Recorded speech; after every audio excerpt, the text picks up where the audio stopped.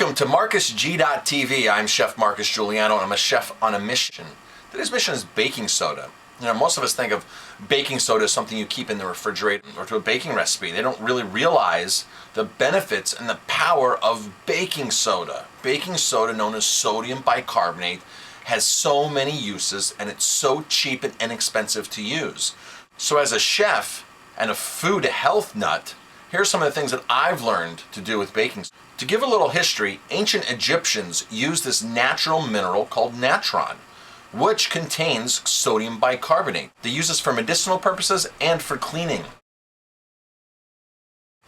In 1791, Nicolas Leblanc, a French chemist, produced sodium ash, known as sodium bicarbonate, for the first time. And in 1846, two New Yorkers started the first commercial production of baking soda. So first off, our bodies produce sodium bicarbonate naturally. It's produced in our pancreas.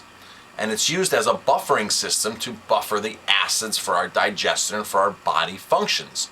And if we're not producing enough of it, that's when we possibly could have health consequences. One of the first things people use baking soda for is to brush their teeth. I think that's really one of the more common uses besides the refrigerator and in baking recipes. People know that you can buy baking soda toothpaste, or you can just simply gargle and wash your mouth and brush your teeth with a little bit of baking soda and water.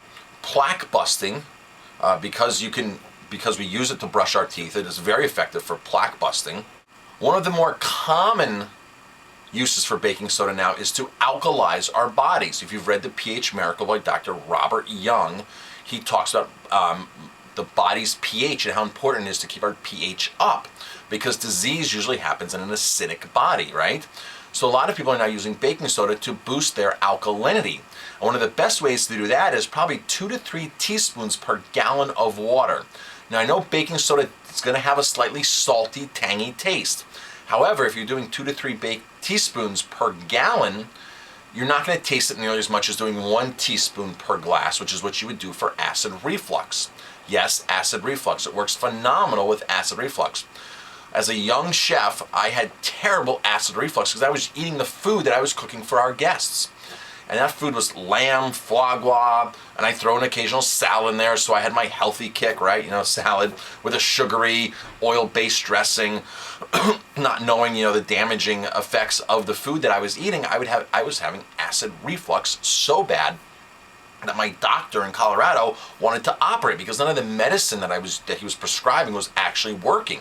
I had Tums at my nightstand on my bed, and there were many nights I would just sit up in bed and drink water and take Tums because I had such bad acid reflux I couldn't sleep, and it was terrible. After I altered my diet, that went away, of course, but my doctor never told me to alter my diet. My doctor was like, just let's take this medicine. Let's take this medicine. Here's this, and none of it was working.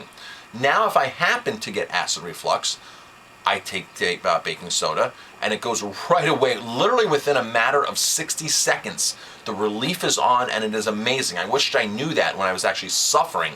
But because I was suffering from that medical condition and several others, it actually helped me to actually change my diet and change the way I look at food, and in turn, change the way that I cook food for our guests, because I do have a confession. The food that I was cooking, I was killing you. I was killing me, and I was killing you, because it was all fancy, high fat, high preservative, high cholesterol foods. It just weren't necessary. They're just not necessary. You can make food taste good without all of that. Another great source of it, or great use of it, would be colds and flus. You can take a half a teaspoon 6 times daily the first day that you get the onsets of flu or a cold, and then decrease that over the days to 4, 5, 3, half teaspoons per day. Another great way to use baking soda is to combine it with apple cider vinegar, real apple cider vinegar, and take what's called a detox bath. Now, I love to take these when I feel achy. You fill the bathtub up with as hot as water as you can possibly sit in it, right?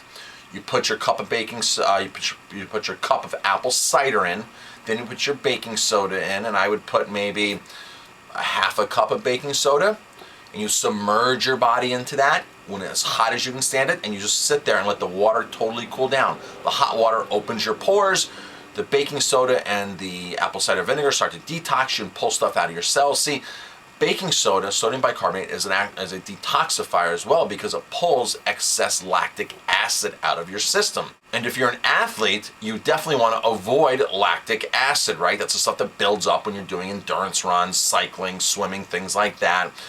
So, believe it or not, there's a term called soda doping. They used it with horses for a long time. Even in the Olympics, to do something called soda doping, which is take a teaspoon in a glass of water of baking soda and consume that before your endurance. Now, there are studies out there. The last study I read was in an hour-long endurance activity, such as running, swimming, you can shave almost 10% off of your time. Because as the lactic acid starts to build up, the sodium bicarbonate, the baking soda, is dumping the lactic acid out of your system. So the next thing is, okay, if it's dumping it out of my system while I'm working out, what happens if I'm intentionally poisoning myself with alcohol?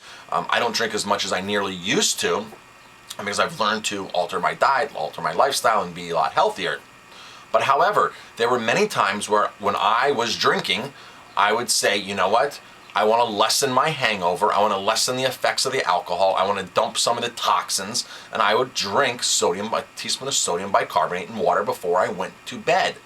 And everybody that I told to do this to that was drinking did it with amazing results. Like, oh my gosh, Marcus, thank you very much. I didn't realize that. Now, I'm not advocating drinking alcohol here, okay? When you drink alcohol, you kill millions of brain cells, you kill millions of liver cells. It's not a matter of your body only thinks you're having one drink and there's certain cells that aren't going to die. Every drink produces cell death, okay? And long-term effects of that are not good for your body. Short-term aren't either. So I'm not advocating drinking. I'm just saying if you do drink and the detox bath, you can also do a foot soak in baking soda. Take, quarter cup of baking soda, which is about 3 tablespoons of baking soda, put it into a foot bath and soak your feet in that. It'll get rid of nice aches and pains and make your feet feel revitalized, especially if you're a runner. I just got done running some trails and my feet are a little bruised up from that. I wasn't wearing the right shoes. So a baking soda bath, here my feet come. Probably one of the biggest benefits of baking soda is for cancer treatment. Now you can Google this and find this all over the web.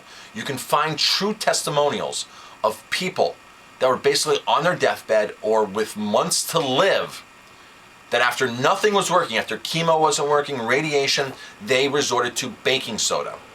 And you can hear real testimonials of real people. And in fact, there's many doctors around the world that prescribe to it. You can look at Dr. Tullio from Italy, who has successfully treated breast cancer and other cancers with baking soda, with oral baking soda. You don't have to do it intravenously, it's orally done. And he has amazing results. You can also read the book, Rich Man's Poor Man's Cancer Treatment by Dr. Mark Sirkis. It is a phenomenal short read, and it talks all about how baking soda is used to help with cancer. And so read the book, listen to the testimonials. If you're concerned about cancer, whether you have it or whether you think you might get it, because you so-called have genes that might get cancer, okay? Now, if I want to say something about genes, okay? Lifestyle trumps genes any day. Because a lot of people say it's in my genes. My family has breast cancer, history of breast cancer, heart disease, whatever. Lifestyle triumphs genes any day, okay? Eating French fries, eating foie gras, eating fried foods, eating sugar, refined sugar, not fruit, but refined sugar, like corn syrup, drinking sodas, potato chips, eating hot dogs, eating a lot of meat. That triumphs your genes any day. So, alkalizing your body, eating lots of fruits, lots of veggies, preferably raw, keeping the fat down in your diet to a certain, to a certain range. Not overdoing the fat. That triumphs your genes any day. And that right there is the most powerful thing ever. Because you don't have to say, I'm doomed because of my genes. It's not necessary. Between baking soda naturally occurring in our environment and our body's environment, because it's produced by our pancreas, baking soda is a win-win-win. And the third win comes because it's so inexpensive to buy. Now, I don't buy the traditional mass-marketed big brand baking soda. I actually buy Bob's Red Mill. So it might cost you more than $1, but realistically, at $1.50, $2, it's one of the best single investments you could make for your health and longevity. I do promise that. So do some research on baking soda. I would definitely recommend getting on the baking soda bandwagon. Trust me, you'll love it. And it's not only for cooking in the refrigerator. I'm Chef Marcus Guiliano. If you like this video, please subscribe to my channel, hit the like button, share it, pass it on, and thanks for watching.